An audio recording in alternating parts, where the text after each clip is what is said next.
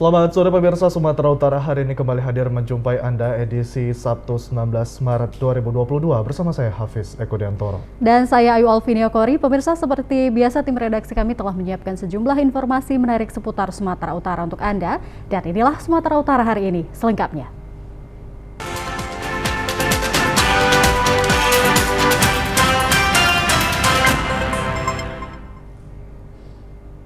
Polres Tanah Karo dan Badan Narkotika Nasional Karo menggerebek kawasan rawan penyalahgunaan narkotika di Desa Bunuraya, Kecamatan Tigapanah, Kabupaten Karo. Pada penggerebekan ini sebanyak 6 orang ditangkap.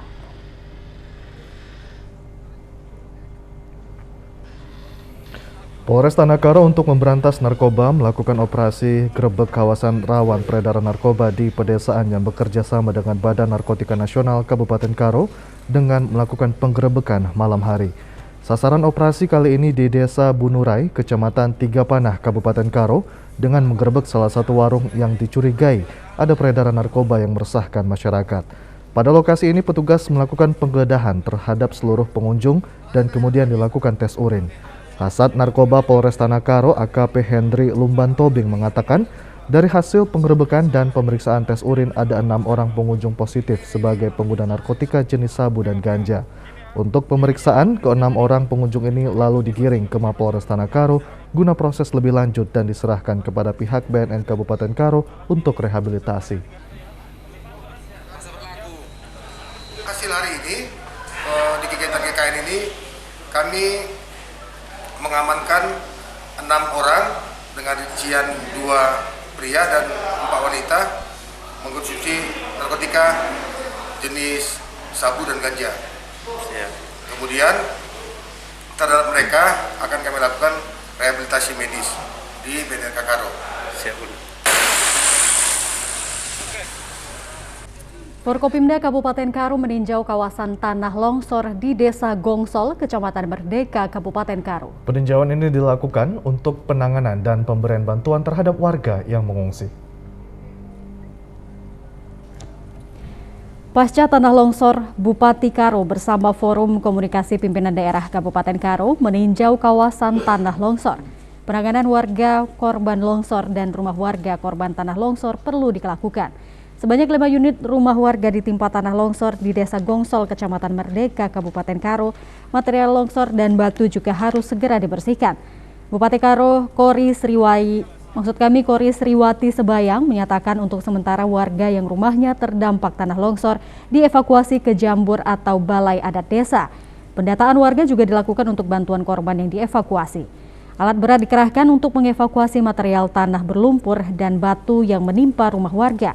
Pembangunan bronjong untuk tembok pembatas dan penahan tanah juga dilakukan agar tidak terjadi longsor susulan. Terkait saat ini cuaca buruk masih melanda Kabupaten Karo, warga masyarakat diimbau tetap siaga dan waspada jika hujan datang. Warga juga diharapkan agar saling membantu jika terjadi bencana di antaranya banjir dan tanah longsor. Daripada daerah ini. Dan yang kedua, sesegera mungkin untuk PU akan menangani sumber dari permasalahan. Nah, karena sumbernya itu adalah air yang tergenang dari atas sampai ke bawah sehingga tembok tumbang gitu. Jadi itu dulu yang pertama kali harus dilakukan. Dan masyarakat kita harus terbantu bagaimana layaknya gitu. Kita menghimbau pada masyarakat kita, daerah-daerah yang seperti keadaannya seperti ini, kita menghimbau agar hati-hati dalam masa-masa penghujan begini. Karena banyak daerah kita juga yang di tepi-tepi jurang, yaitu harus hati-hati kepada masyarakat dan perhatikan curah hujan yang sangat tinggi. Menjelang datangnya bulan Ramadan 1443 Hijriah, ratusan pedagang dan ibu rumah tangga di kawasan Medan Utara resah karena harga kebutuhan dapur naik drastis. Keresahan ini terungkap saat ibu rumah tangga berbelanja di kawasan pasar tradisional di wilayah Medan Utara dan Pasar Impres Belawan. Sedangkan para pedagang resah karena pembeli sangat minim. Harga kebutuhan dapur yang naik tersebut seperti cabai merah yang sebelumnya dijual Rp35.000 kini menjadi Rp55.000 hingga Rp60.000 per kilogram. Sedangkan harga cabai rawit yang sebelumnya hanya Rp25.000 kini menjadi Rp35.000. Begitu juga dengan cabai kecil sebelumnya dijual dengan harga Rp20.000 kini menjadi Rp30.000. Sementara cabai caplang yang harganya Rp15.000 kini naik menjadi Rp20.000 hingga Rp25.000 per kilonya. Selain cabai, bawang merah yang sebelumnya dihargai Rp20.000 turut naik menjadi Rp30.000. Tomat juga ikut naik, yang sebelumnya dijual dengan harga Rp8.000, kini harganya naik menjadi Rp19.000. Ironisnya harga beras juga ikut naik, yang sebelumnya Rp10.000 kini naik menjadi Rp11.500 per kilogramnya, dan gula putih sebelumnya hanya Rp13.000 kini menjadi Rp14.500 per kilogram. Akibat harga kebutuhan dapur yang dipakai sehari-hari, para ibu rumah tangga ini menjadi resah karena uang untuk membeli tidak mencukupi sehingga terpaksa mengurangi jumlah kebutuhan. Salah seorang pedagang di Pasar Pagi Belawan, Ibu Sri, mengatakan akibat kebutuhan dapur naik maka pembeli menjadi sepi. Ibu Sri berharap agar pemerintah khususnya Wali Kota Medan datang ke sejumlah pasar di Kota Medan untuk mengecek harga kebutuhan pokok yang naik agar dapat mengambil sikap untuk melakukan operasi pasar murah khususnya menjelang bulan Ramadan yang tinggal beberapa hari lagi. Jelang bulan suci Ramadan 1443 Hijriah, harga sejumlah kebutuhan pokok di Pasar Tarutung mengalami kenaikan, termasuk harga ikan air tawar seperti ikan mas. Naiknya permintaan kebutuhan pokok dan berbagai komoditi ini terjadi akibat meningkatnya konsumsi warga jelang bulan suci Ramadan.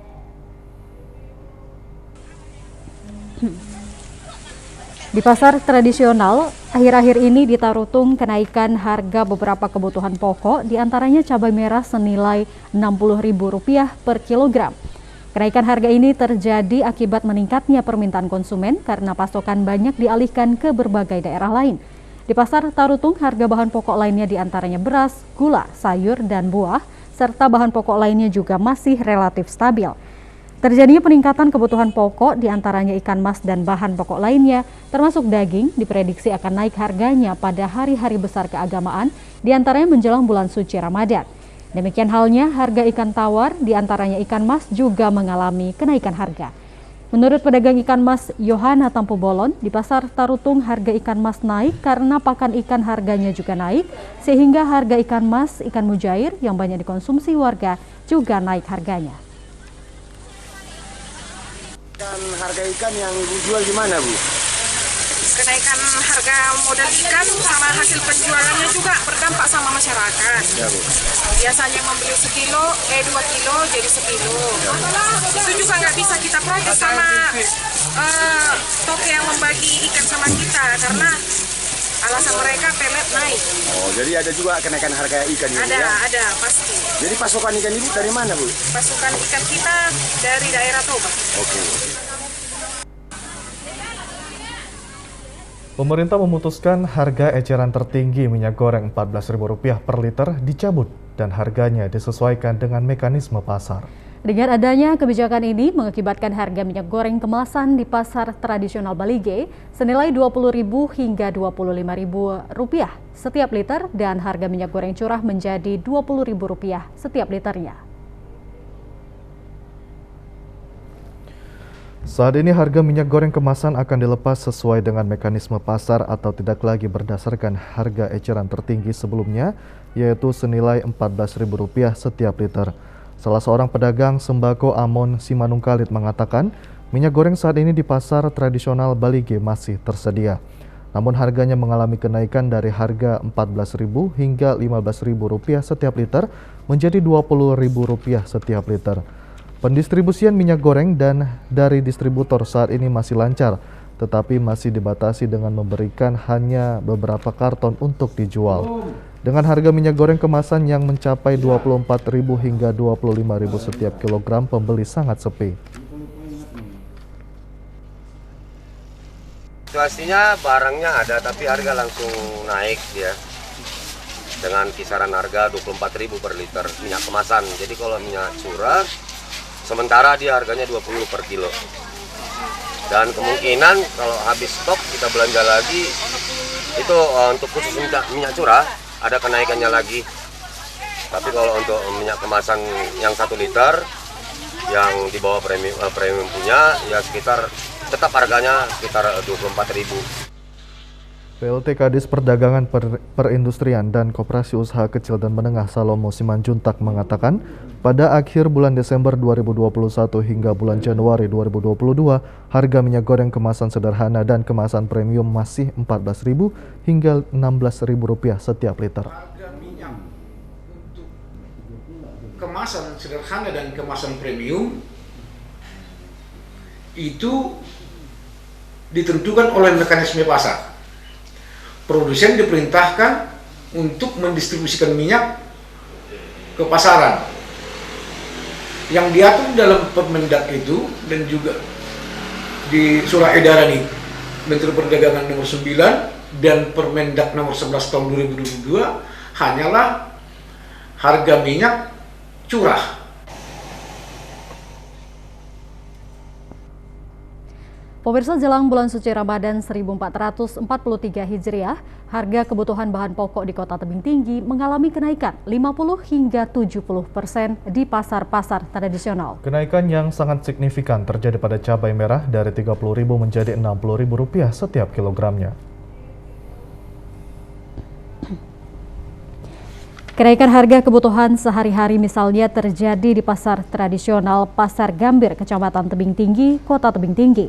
Harga cabai hijau dan bawang merah dari Rp4.000 naik menjadi Rp8.000 setiap kilogram. Demikian halnya dengan tomat dari harga Rp12.000 menjadi Rp15.000 setiap kilogram. Salah seorang pembeli, Rozana, mengatakan kenaikan harga kebutuhan sehari-hari sangat berpengaruh dalam ekonomi rumah tangga.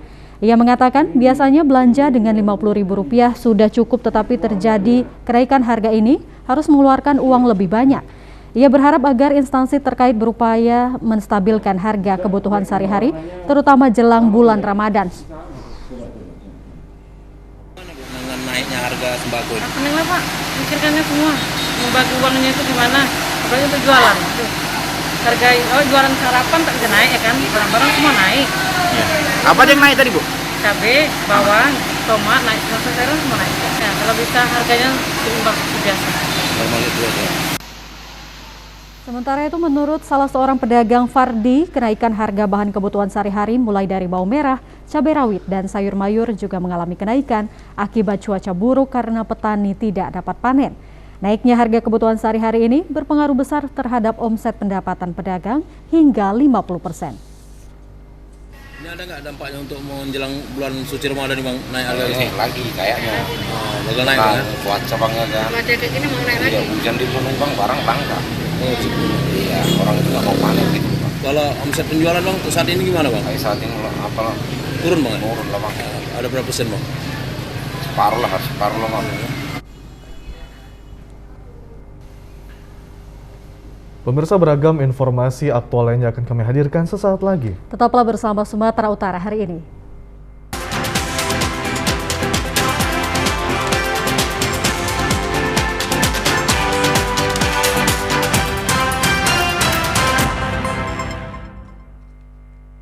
Ayo, cegah stunting. Kunjungi bidan andalan Anda untuk merencanakan dan mengatur jarak kehamilan untuk tumbuh kembang buah hati yang optimal. Cegah stunting itu penting melalui perencanaan keluarga. Khawatir ber-KB? Tunda kehamilan dan raih cita-cita dengan Andalan FE. Andalan laktasi untuk ibu menyusui. Ber-KB itu mudah. Andalan pilihan perempuan Indonesia.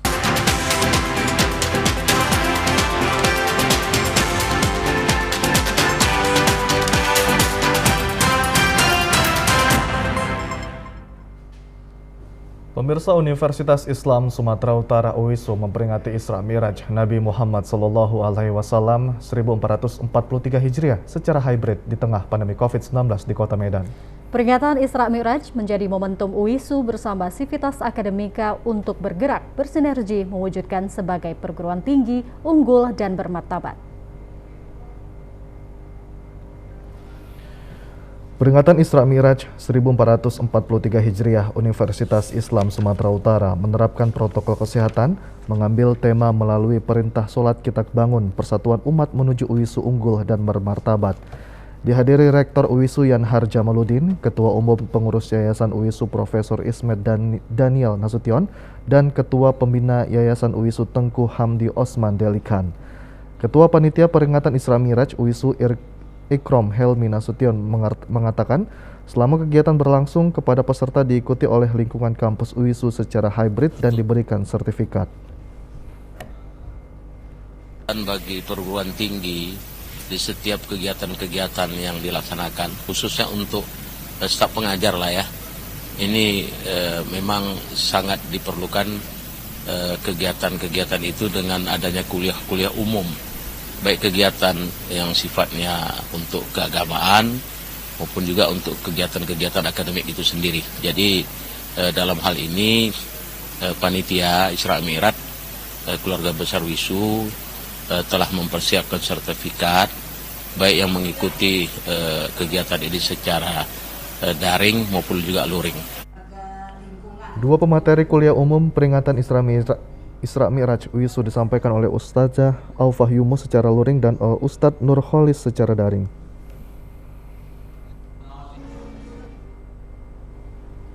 Guna mewujudkan perguruan tinggi unggul dan bermartabat, dibutuhkan persatuan dan kesatuan sivitas akademika agar bersinergi mengerahkan seluruh potensi SDM yang dimiliki, guna menciptakan alumni berdaya saing, berkarakter Islami, dan berkualitas. Persatuan dan kesatuan adalah salah satu fondasi kekuatan guna membangun suatu perguruan tinggi menjadi pergerakan yang bermanfaat bagi masyarakat dan bangsa serta negara.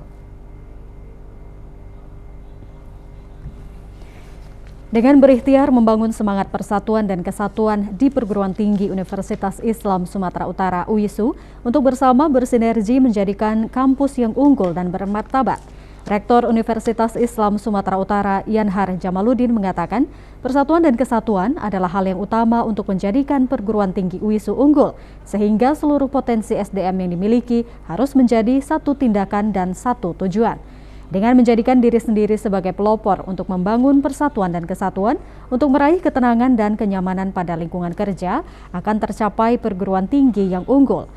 Semangat persatuan dan kesatuan agar bersama-sama bekerja, saling melengkapi, dan saling mengingatkan demi tujuan bersama, diharapkan Universitas Islam Sumatera Utara menjadi perguruan tinggi unggul dan bermartabat.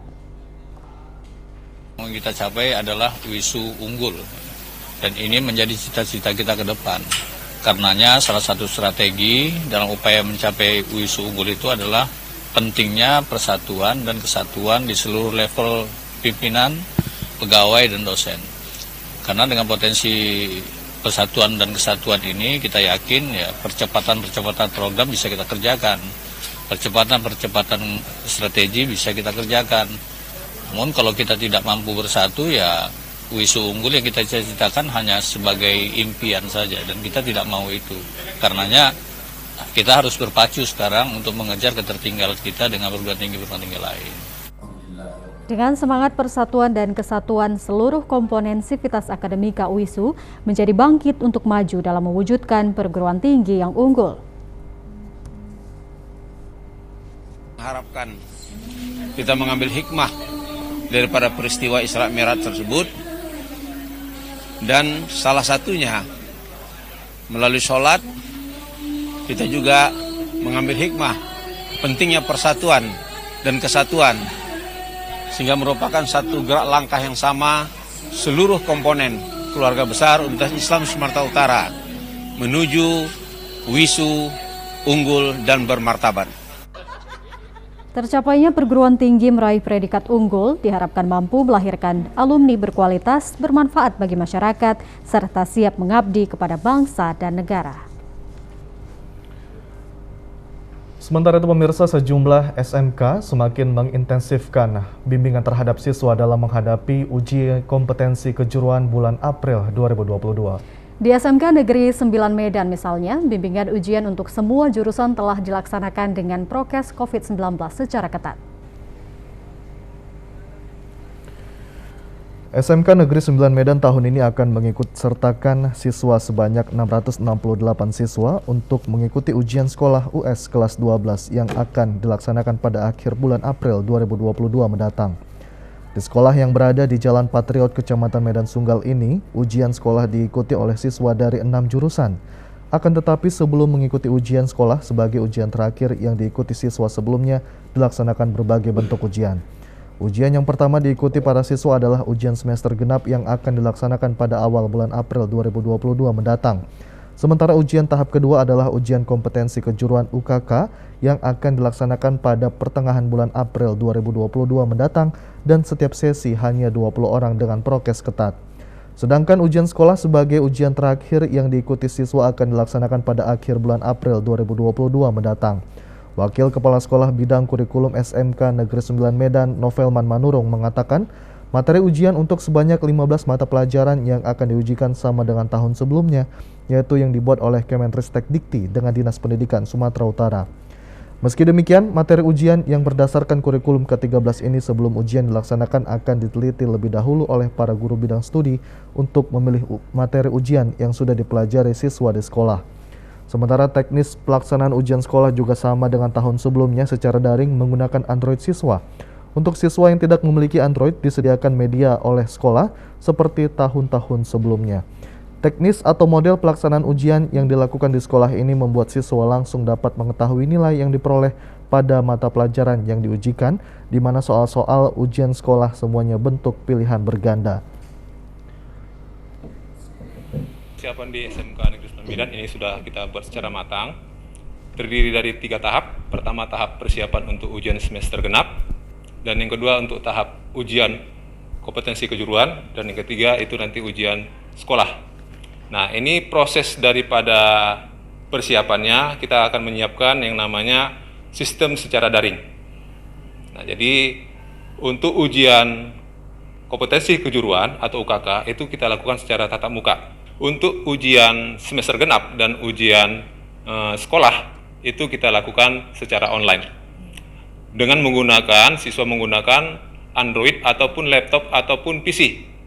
Nah, tahap-tahap ini nanti kita lakukan dengan menggunakan sistem yang kita akan create melalui server yang nanti akan digunakan secara online oleh siswa-siswi kelas 12 untuk melakukan ujian. Di SMK Negeri 9 Medan, pembelajaran tatap muka terbatas PTMT tetap dilakukan yang diikuti oleh para siswa kelas 10 hingga siswa kelas 12. PTMT ini sebanyak 2 gelombang, masing-masing 50% dengan materi pembelajaran hanya 2 mata pelajaran.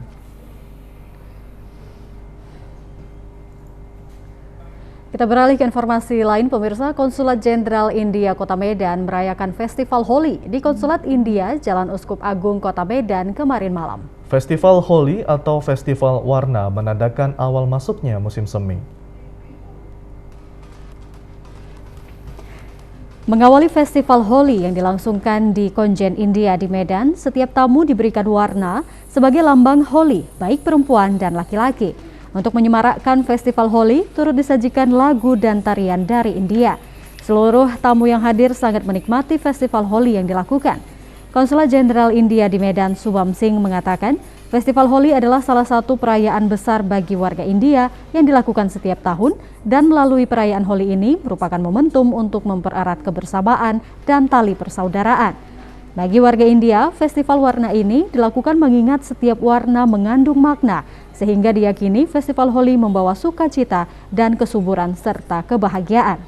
Konsulat Jenderal India di Medan, Subham Singh, mengaku pelaksanaan Festival Holi di Medan dilakukan mengingat saat ini penyebaran COVID-19 sudah dapat terkendali, dan berharap melalui Festival Holi ini COVID-19 cepat berlalu dan seluruh aktivitas dapat kembali dilakukan dengan normal, sekaligus sejumlah kegiatan yang membutuhkan kebersamaan dapat dilakukan dengan baik. Konsulat Jenderal India di Medan meyakini perayaan Festival Holi ini dapat meningkatkan dan mempererat persaudaraan antara Indonesia dan India, sehingga kerjasama antara kedua negara yang sudah dibangun akan semakin lebih baik lagi. Reinitiate all our festivals, which need to be celebrated here in Medan. Today, as you know, it's the festival of Holi. It is one of the biggest festival back in India. We celebrate this festival here in Medan to share our culture with our friends from Indonesia. This is the festival of colors. This is the festival of This is the festival which signifies winning of good over evil. On this festival, we burn all our bad thoughts, evil thoughts, negative energy, and pledge to imbibe in us the positivity of different colors. Konsulat Jenderal India di Medan, Subham Singh, mengaku sangat senang karena perayaan Festival Holi sudah dapat berlangsung dengan meriah. Pemirsa, Ketua Bidang Organisasi KONI Sumatera Utara Muhammad Syahrir mengatakan cabang olahraga judo berpeluang meraih medali emas di pentas nasional. Prestasi itu dapat diraih jika pengurus provinsi serius dalam menjalankan program kerja. Peluang meraih medali emas di pentas nasional tersebut disampaikan Ketua Bidang Organisasi Muhammad Syahrir pada rapat kerja dan penyerahan Ketua Umum Pengurus Judo Indonesia Sumatera Utara di Medan kemarin. Menurut Muhammad Syahrir, di tahun 90 hingga 2010, Sumatera Utara memiliki atlet judo peraih medali emas PON dan mewakili kontingen Indonesia di pentas internasional. Namun setelah era tersebut, prestasi cabang olahraga judo di Sumatera Utara menurun dan tidak meraih medali emas di 3 gelaran Pekan Olahraga Nasional. Terkait dengan kondisi tersebut, pengurus KONI Sumatera Utara berharap hasil rapat kerja dan kepengurusan yang baru menghasilkan program kerja yang baik, sehingga prestasi cabang olahraga judo bangkit kembali, terutama untuk PON ke-21 tahun 2024. Hidupkan kembali pengurus cabang PJSI di kabupaten kota dan rutin melakukan kejuaraan daerah baik antar pelajar maupun mahasiswa. Ya, saya pikir hari ini kan ada momentum yang baik bagi teman-teman pengurus, ada serah terima. Saya tadi dialog kecil dengan Pak Arif sama Pak Sulis, katanya ini mulai kencang. Target 2 emas mereka ini minimal 2 emas ini rasional. Tapi lagi-lagi ini semua prosesnya kan tidak ujuk-ujuk. Teman-teman harus betul pembinaan kelemahan kekurangan mereka ini, misalnya sertifikasi wasit dan pelatih ini juga harus dukung. Saya pikir kita KONI Sumatera Utara mendukung. Artinya harapan kita pelapisnya itu yang betul-betul memang mampu berkontribusi nantinya. Tantangan memang luar biasa, organisasi harus dikembangkan, kemudian atlet kita ke depan itu harus melahirkan judoka-judoka yang memang kelasnya nasional dan internasional. Ketua Umum Pengprov Persatuan Judo Seluruh Indonesia PJSI Sumatera Utara Muhammad Arif Fadilah menjelaskan, untuk mencapai target pada PON 2024, Pengprov PJSI mengirimkan 2 atlet berlatih bersama di Platnas Judo Jakarta. Ada 7 atlet yang mengikuti Plada Jangka Panjang KONI Sumatera Utara dan pada tahun 2022 akan diikut sertakan mengikuti kejuaraan judo nasional Kasat Cup ke-13 di Jakarta. Selain itu, Pengprov PJSI Sumut juga akan menggelar kejuaraan judo Toba Cup dan membangun padepokan di Kota Medan. Pengprov PJSI Sumut untuk Road to PON 2024 ini, selain Plada Jangka Panjang, 1 bulan ini kita udah nitipkan atlet kita 2 orang ke Platnas Judo di Ciloto untuk pemantapan. Yang kemudian setelah event SEA Games selesai, itu dilanjutkan lagi nanti untuk Platnas yang Asian Games. Jadi kita tetap titipkan atlet secara berkala nanti. Itu masih awal. Untuk yang berikutnya mungkin di tahun depan kita akan berangkatkan atlet untuk pertandingan di luar, uji coba tryout di luar negeri, sama latihan bersama itu ya.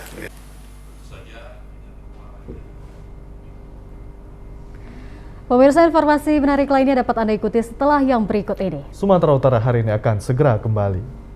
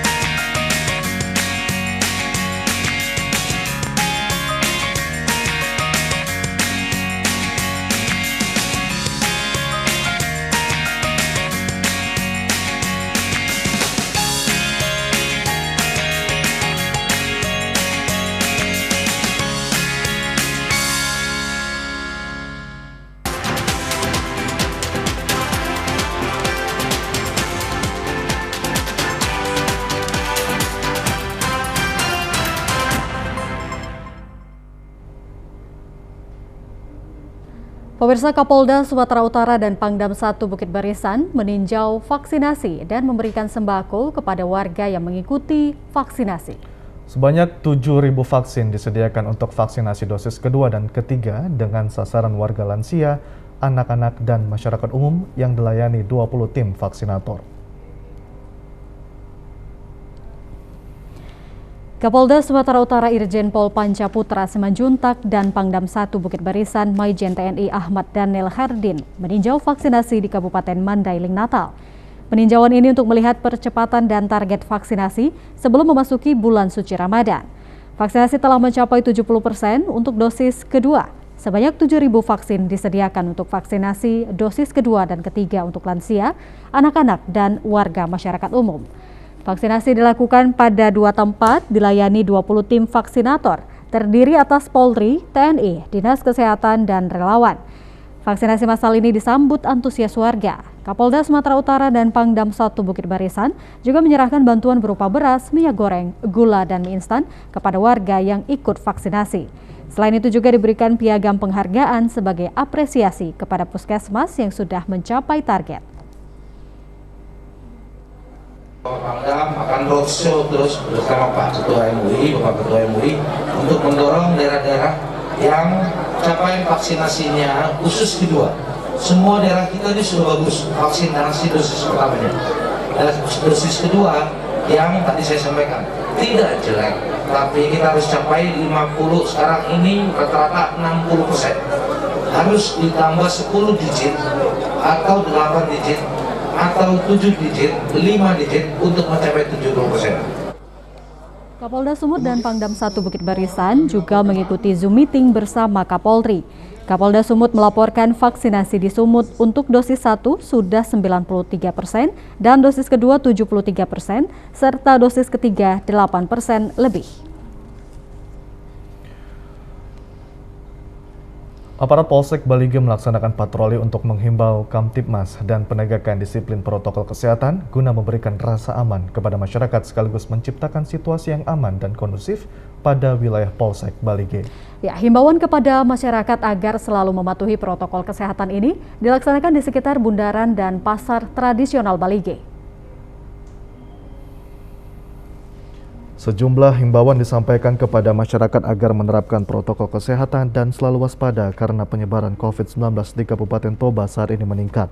Aparat Polsek Balige bersama Dinas Perhubungan Toba menyampaikan himbauan terkait perlunya 5M dan membagikan masker kepada masyarakat yang tidak menggunakan masker. Aparat Polsek Balige Aibtu Darmawan Simamora mengatakan dengan dilaksanakannya kegiatan ini diharapkan masyarakat memahami tentang maksud dan tujuan dari semua program pemerintah agar COVID-19 dapat segera hilang dari tanah air. Dilakukannya dengan rutin, kegiatan ini diharapkan dapat menjaga kesehatan dan mampu menghidupkan kembali perekonomian masyarakat. Aibtu Darmawan Simamora mengatakan patroli ini dilaksanakan oleh anggota Polsek Balige sebagai tindakan represif terhadap semua bentuk gangguan Kamtibmas guna memelihara keamanan dan ketertiban masyarakat. Kami dari Kepolisian Sektor Balige Polres Toba menyampaikan kepada masyarakat dan mengingatkan agar setiap melaksanakan kegiatan keluar dari rumah agar tetap memakai masker. Perlu kami jelaskan bahwa perkembangan COVID semakin meningkat di wilayah Kota Balige ini. Adanya surat edaran Menteri Perhubungan nomor 21 tahun 2022 membuat sejumlah tempat pelayanan swab antigen sepi aktivitas. Meski terdapat sejumlah masyarakat yang melakukan swab antigen, namun kebanyakan tidak untuk dokumen perjalanan. Seperti di salah satu tempat layanan swab antigen yang berada di Jalan Guru Patimpus Medan, setelah adanya surat edaran Kemenhub tersebut, jumlah masyarakat yang melakukan swab antigen sangat jauh menurun. Bahkan kemarin tidak ada satu orang pun yang melakukan swab di tempat tersebut. Berbeda halnya di tempat layanan swab antigen dan PCR yang berada di Jalan Jamin Ginting Medan, sejumlah masyarakat masih ada yang melakukan swab antigen, namun kebanyakan untuk keperluan pendidikan. Salah seorang warga Inser Lumban Gaul yang akan bepergian dengan menggunakan pesawat masih melakukan swab antigen meski sudah mendengar informasi tidak perlu lagi swab antigen bagi warga yang sudah memperoleh vaksin 1 dan 2. Ia takut dipersulit ketika melakukan check-in di bandara. Menguntungkan sebenarnya, tapi itulah kami bagi masyarakat awam, karena belum ada itu penentuan yang jelas pegangan kami masyarakat, jadi makanya kami ya harus ngurus PCR atau antigen begitu loh. Ya kalau harapan saya sih yang paling tidak-tidaknya ada di setiap RT RW ada pengumuman yang jelas bagi masyarakat gitu loh. Jadi tidak hanya berita di TV. Para pemilik layanan swab antigen mengaku meski saat ini terdapat jumlah penurunan masyarakat yang melakukan tes swab antigen untuk keperluan dokumen perjalanan, namun untuk keperluan administrasi lainnya swab antigen masih dibutuhkan oleh masyarakat. Di Kota Gunung Sitoli pemirsa, hasil tangkapan menurun akibat selama seminggu perairan Kepulauan Nias dilanda cuaca buruk. Ya, para nelayan mengatakan gelombang tinggi dan arus deras di tengah laut membuat hasil tangkapan mereka jauh menurun. Jika cuaca membaik, para nelayan dapat menangkap ikan sebanyak 4 hingga 5 fiber. Namun kali ini hanya dapat menghasilkan setengah hingga 1 fiber saja. Minimnya hasil tangkapan nelayan ini membuat ikan langka mulai dari kawasan tangkahan perahu hingga ke tingkat penggales termasuk ke pelosok daerah ini. Jadi kendalanya buat hari seminggu ini kebanyakan cuaca kurang bagus, kurang bersahabat. Jadi pendapatannya pada pagi hari ini ya kurang bersahabat, istilahnya sedikit. Kalau minggu yang lalu dapatnya 5, tapi minggu yang kini paling dapatnya cuma 3 fiber. Nah, dengan kondisi sekarang Ibu dapat apa? Akibat ikan sudah susah. Susah juga lah. Ekonomi ya? Karena lagi nggak ada ikan ini kali. Ini berapa per kilo nanti dikasihkan ini harganya Kak? Terpaksa per ekor juga, kami ambilnya per ekor. Berapa per ekor Kak? Yang 3 kilo itu? Modal aja tadi bahannya dari 20.000 kecil. Akibat menurunnya hasil tangkapan nelayan selama seminggu ini membuat kebutuhan akan pasokan ikan untuk memenuhi kebutuhan masyarakat kian sulit. Harga ikan untuk semua jenis kini mengalami kenaikan sekitar Rp5.000 hingga Rp10.000 setiap kilogram. Khusus harga ikan tongkol yang mendominasi hasil tangkapan nelayan kini naik menjadi Rp30.000 setiap kilogram. Para penggalas dan pedagang ikan berencana tidak akan menaikkan harga ikan di pasaran walau hasil tangkapan nelayan normal kembali.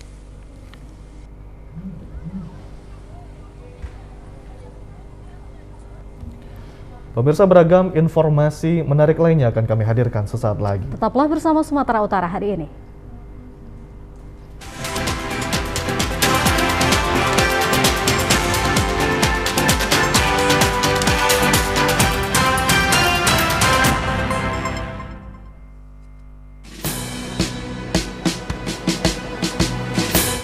Jalani hari dengan 3 wajib, wajib iman, wajib aman, wajib imun, berolahraga, riang gembira, mencegah kita jatuh sakit, makanan bergizi tiap hari, tidur cukup itu pasti, dan janganlah panik, berdoa tiada henti, wajib iman, aman, imun.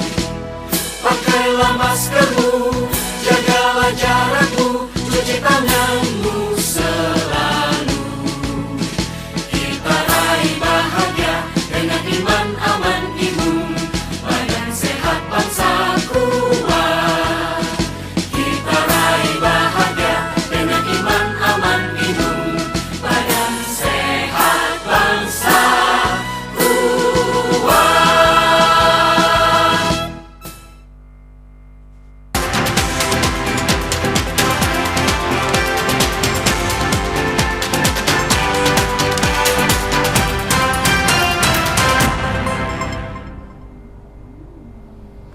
Pemirsa, akibat maraknya bangunan ilegal berdiri pada areal parkir dan trotoar di Pasar Rakyat Aikanopan membuat pedagang yang berjualan di gedung utama pasar ini menjadi sepi pembeli. Sepinya pembeli dan tidak ada penertiban serta penataan pedagang di Pasar Aikanopan ini membuat puluhan pedagang yang merasa kecewa mengadu ke kantor DPRD Labuhan Batu Utara.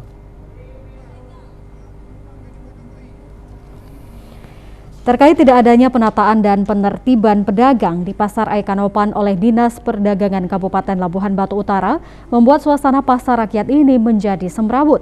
Hal ini akibat dari adanya bangunan liar yang dibangun oleh oknum tertentu pada areal parkir dan trotoar.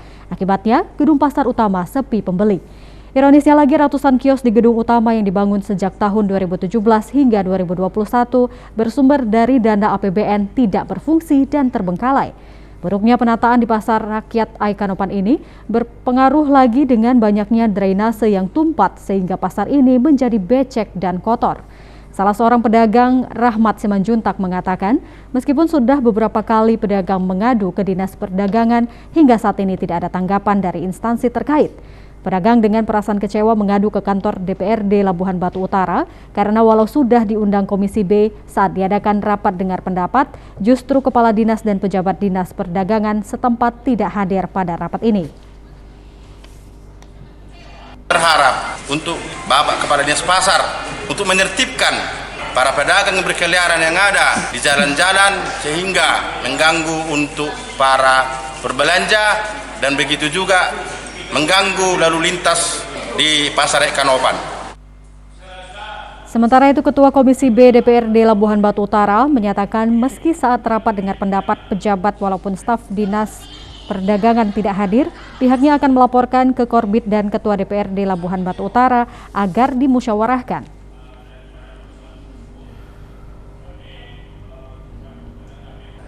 Sementara itu pemirsa, tradisi adat jamu laut yang dilakukan di Pantai Sri Mersing di Desa Kuala Lama, Kecamatan Pantai Cermin, Kabupaten Sergai adalah tradisi 5 tahun sekali dilaksanakan oleh pemangku adat, tokoh masyarakat, dan para nelayan Pantai Cermin. Tradisi ini dilakukan untuk menolak bala bagi para nelayan dan masyarakat sekitar jika hendak pergi melaut mencari nafkah. Beginilah suasana tradisi adat jamu laut yang dilaksanakan warga dan nelayan Kecamatan Pantai Cermin. Upacara ini dilaksanakan 1 kali dalam 5 tahun. Saat pelaksanaan upacara ini, nelayan tidak melaut. Upacara dilakukan dengan melepas sesajen ke tengah laut. Para nelayan menggunakan sampan juga kapal patroli KPLP UPP kelas 2 Tanjung Beringin untuk mengawal nelayan mengantarkan sesajen ke tempat yang sudah diberi tanda patok batang nibung.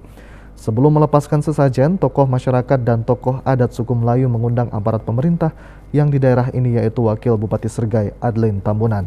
Adlin Tambunan melakukan ritual tepung tawar terhadap sampan yang hendak mengantarkan sesajen ke tengah laut. Sesajen yang diberikan adalah berupa kepala kerbau. Dalam pelaksanaan upacara ini juga ada pantangan yang sudah ditentukan oleh pawang yang memimpin upacara. Upacara jamu laut kini menjadi simbol interaksi antara manusia dan makhluk laut yang bertujuan sebagai ungkapan rasa syukur kepada Allah Tuhan Yang Maha Esa. Upacara ini juga bertujuan agar seluruh hal yang tidak baik tidak terjadi saat mencari ikan di laut. Wakil Bupati Serdang Bedagai Haji Adlin Umar Yusri Tambunan mengapresiasi tradisi jamu laut yang telah puluhan tahun dilaksanakan, yaitu sebagai adat istiadat dan kebudayaan yang harus selalu dilestarikan serta dibudayakan sebagai warisan leluhur sebagai kearifan lokal. Kabupaten Tanah Bertuah Negeri Beradat merupakan wilayah yang memiliki garis pantai cukup panjang dan sebagian besar masyarakatnya juga bermata pencaharian nelayan. Ya, ini sebuah acara adat istiadat yang sudah lama dilaksanakan. Alhamdulillah pada hari ini kita melaksanakan jamu laut di tahun 2022 ini. Harapan kami mudah-mudahan nelayan kita di kawasan Mendagi ini mendapatkan hasil ikan yang baik, yang banyak, dan bisa memberikan makmur keberkahan bagi seluruh masyarakat nelayan. Selama ini masyarakat pesisir pantai sangat akrab dengan laut. Tokoh adat desa Kuala Lama Haji Wan Adam Nuh menjelaskan, adat jamu laut ini merupakan tradisi Melayu yang berada di daerah pesisir sebagai warisan leluhur. Selama 3 hari setelah jamu laut, diharapkan nelayan tidak melaut sebagai aturan yang telah disepakati. Prosesnya ini pada akhirnya adalah untuk menjaga keseimbangan di laut, di darat. Pada akhirnya adalah untuk acara ini sedekahan, syukuran, berkenduri, dan tujuannya tidak bukan untuk sesama makhluk, untuk tidak saling mengganggu.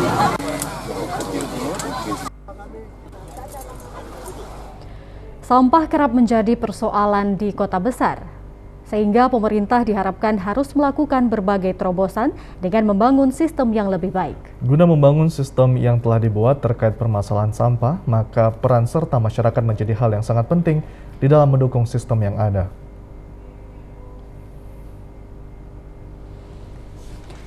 Di Kota Medan, sampai saat ini permasalahan sampah masih menjadi momok yang besar karena sampah dapat menimbulkan masalah lingkungan, menjadi tidak bersih serta sebagai penyebab banjir. Guna mengatasi permasalahan sampah, pemerintah harus membangun sistem agar masalah sampah dapat diatasi. Masyarakat menjadi kunci utama untuk mengatasi permasalahan sampah. Karenanya, pemerintah harus memiliki cara untuk menyadarkan masyarakat agar sadar akan pentingnya kebersihan lingkungan. Teknologi sekarang itu tidak lagi dimasukkan ke TPA karena TPA itu memakan lahan, dan walaupun sanitary landfill tetap memakai lahan, tapi semua sampah sekarang dibagi orang menjadi sampah bisa dibakar, nggak bisa dibakar, yang bisa dibakar dijadikan energi listrik.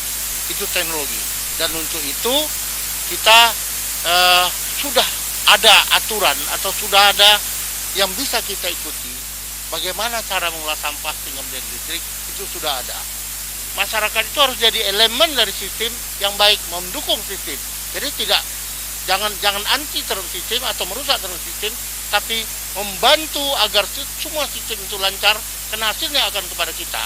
Karena salah satu unsur nanti itu kan unsur masyarakatnya. Pemerintahnya diatur dengan masyarakat itu dalam satu sistem yang baik. Kalau kurang, kita bantu. Masyarakat harusnya seperti itu, dan saya yakin masyarakat Medan adalah masyarakat yang terbaik, saya yakin.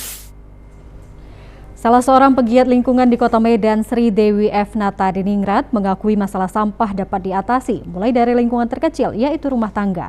Jika para ibu rumah tangga dan masyarakat dapat memilah sampah yang dapat didaur ulang, maka tidak hanya persoalan sampah yang dapat diatasi, juga menambah nilai tambah kepada masyarakat. Pertama mengurangi sampah, ya kedua dapat meningkatkan pendapatan rumah tangga. Itu kalau dilihat minatnya, kalau belum dicoba nggak bisa, tetapi saya sudah melakukan ini di daerah Medan Labuhan. Itu luar biasa antusias masyarakatnya. Jadi tapi tadi sesuai dengan setelah mereka buat, kita mau distribusikan kemana, karena kalau cuma dibuat-buat aja nanti akan jadi sampah yang pindah gitu loh. Yang memasarkannya pertama memang harus dibantu ya, karena mereka kan butuh fasilitas-fasilitas itu. Nah kedua, masalah produk itu nggak harus ibu rumah tangga sih sebenarnya. Saat ini kami juga melakukan pelatihan-pelatihan ke anak-anak sekolah. Jadi anak sekolah, ibu rumah tangga, ya ibu rumah tangga kan adalah wanita non pekerja yang bagian dari pelaku ekonomi sirkular. Jadi ekonomi sirkular ini kita ambil dari sampah, yang nanti outputnya adalah untuk peningkatan pendapatan rumah tangga. Penangkaran bibit buah lokal yang dilakukan saat ini bertujuan guna menjaga kelestarian berbagai buah lokal sekaligus untuk penghijauan bagi lingkungan. Beberapa jenis varietas buah saat ini sudah tercatat di Kementerian Pertanian. Di penangkaran bibit buah lokal yang terdapat di Kebun Lada Kota Binjai milik Arifin ini, terdapat beberapa jenis varietas buah lokal yang sudah mendapat pengakuan dari Kementerian Pertanian dan kelompok tani binaan Arifin. Sebagai penangkar, Arifin mengatakan akan terus menemukan varietas baru dari buah lokal yang sudah ada. Saat ini sudah ada varietas baru yang ditemukan seperti cempedak guling, di mana cempedak guling ini buahnya lebih besar dan daripada cempedak biasa. Rasanya lebih manis dan dagingnya lebih berlemak serta lebih kuning. Selain itu terdapat alpokat idola yang sudah dibudidayakan oleh kelompok tani binaan Arifin. Satu jenis buah lainnya yang sudah ditemukan yakni durian musangking, di mana durian musangking ini sangat terkenal di negara tetangga. Padahal Indonesia memiliki varietas buah durian musangking dan sudah dibudidayakan oleh sejumlah masyarakat di Sumatera Utara. Arifin selaku penangkar mengaku setiap jenis varietas belum dapat dipatenkan, namun setiap varietas yang sudah ditemukan dan dibudidayakan didaftarkan di Kementerian Pertanian sehingga menjadi kekayaan hayati bagi bangsa Indonesia, khususnya Sumatera Utara. Ini Pak, artinya terus memperbanyak varietas, menanam varietas supaya jangan punah untuk anak cucu kita. Setelah itu juga kami juga ada binaan-binaan kelompok tani yang harus kami hidupi. Mereka juga skill-skill kami yang sudah lama kami didik. Mungkin suatu daerah kalau mau mencontoh kampung kami perlu waktu 40 tahun. Nah, 40 tahun mereka perlu waktu untuk mencontoh kampung kami. Kenapa? Dari mulai teknis menyambung, teknis menyangkuk dan sebagainya, termasuk pencari biji, pencari pucuk, itu kan orang ahli semua, Pak. Nah, jadi kalau orang mau nyontoh kampung kami perlu waktu 40 tahun.